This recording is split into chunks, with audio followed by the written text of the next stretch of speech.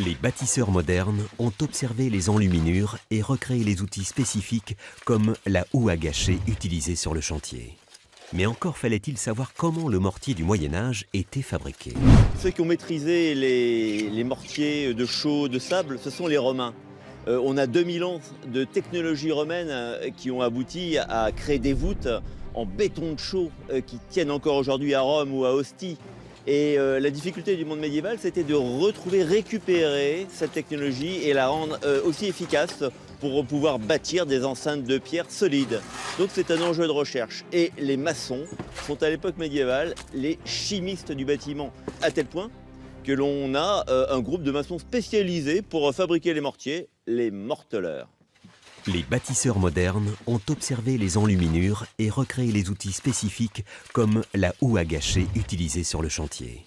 Mais encore fallait-il savoir comment le mortier du Moyen-Âge était fabriqué. Une enquête scientifique débutait. Alors pour simplifier, le mortier, c'est la colle. C'est ce qui permet de sceller les pierres. Dans le mortier, il faut de la chaux, du sable et de l'eau. Alors au départ, les premières années, on utilisait un mortier de chaux industriel avec du sable qui venait pas de la région. Et sur le comité scientifique a trouvé que le rendu pierre-mortier, c'était pas ça. Et une dame qui s'appelle Anne Beau, qui fait partie du comité scientifique et professeur à l'université de Lyon, elle nous a fait rencontrer Christian Le Barrier, qui est un spécialiste du mortier. Donc il est venu sur le chantier, il a regardé comment on travaillait, pris le sable qu'on avait sur place pour le mélanger avec la chaux faite de manière artisanale. Et du coup, on a obtenu un mortier qui n'est pas le même qu'on utilisait avant. Et Christian a été faire des études comparatives au château de Ratilly, qui est à 5 km d'ici, au château de Saint-Fargeau, qui est une base aussi 13e. Et il s'est aperçu que c'était la même composition. Donc là, on est vraiment dans ce qui se serait fait ici à cette époque-là. La chaux utilisée sur le chantier est constituée de pierres calcaires portées à très haute température, 900 degrés, puis immergée dans des bacs d'eau où elle se transforme en une pâte blanche qui durcit au contact de l'air. Si la chaux employée à Guédelon est achetée à un chaux-fournier qui la fabrique de façon traditionnelle, un four à chaux d'une contenance de 4 mètres cubes a tout de même été bâti à partir de modèles archéologiques étudiés par l'Institut national de recherche préventive, l'INRAP. Et il fonctionne à merveille. La pierre déshydratée se gonfle au contact de l'eau et se transforme en une mousse crémeuse. Ce qu'on appelle l'extinction de la chaux, c'est le fait de redonner de l'eau au calcaire. Quand on l'a brûlé, il a perdu son eau et son gaz carbonique. Ce qu'on appelle de la chaux vive en fait. Et du coup, on passe d'un hydroxyde de calcium à un carbonate de calcium après cuisson. Et quand on plonge un carbonate de calcium dans de l'eau, il y a un dégagement de chaleur. Et sous l'action de la chaleur que ça dégage, ça va se transformer en pâte. Cette pâte servira à la fabrication du mortier ainsi qu'aux enduits et autres badigeons. À Guédelon, tous les matériaux de base sont sur place, y compris le fer. L'aventure humaine du chantier a consisté à aller plus loin dans la transformation des matériaux et la pierre de la carrière contient suffisamment d'oxyde de fer pour pouvoir récolter ce minerai et les forgerons deviennent ferrons et plusieurs fois dans l'année ils font des réductions, c'est-à-dire qu'ils vont chauffer cette pierre à 1400 degrés pour obtenir du fer et de l'acier.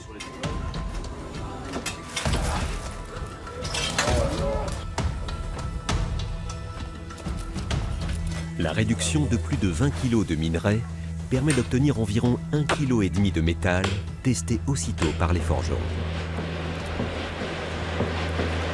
On a une partie qui est très dense, donc c'est forcément du métal.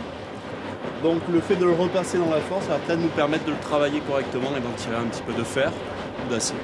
Voilà. Après, l'objectif, c'est de le travailler, de voir comment il se comporte au travail. Est-ce qu'on va pouvoir l'utiliser par la suite pour faire soit de la ferronnerie, soit des outils pour la construction du château.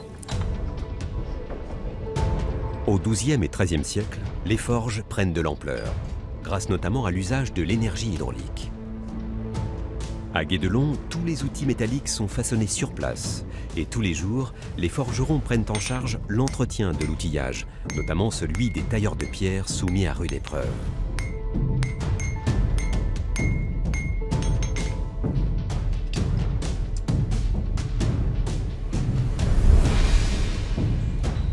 Le chantier se situe également au cœur d'une autre source d'approvisionnement essentielle aux travaux, la forêt.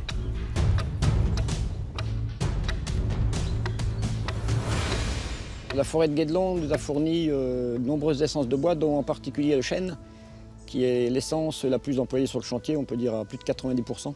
On va s'en servir notamment pour faire toutes les pièces de charpente, pour faire les portes, pour faire tous les éléments de bois qui sont défensifs.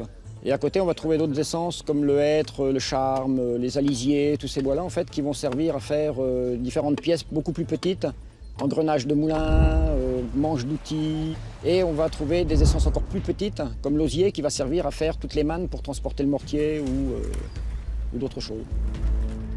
On a des morceaux de bois, des fragmentations de bois qui ont été retrouvées dans des fouilles qui nous prouvent. Donc là, on ne peut pas le remettre en cause. On est sûr que toutes les charpentes de la période médiévale et même bien plus tard sont en chêne. Ça, c'est irréfutable. Les charpentiers ont monté les ateliers, les loges. Ils travaillent en étroite coopération avec le maître d'œuvre, les maçons, les tailleurs de pierre et les forgerons.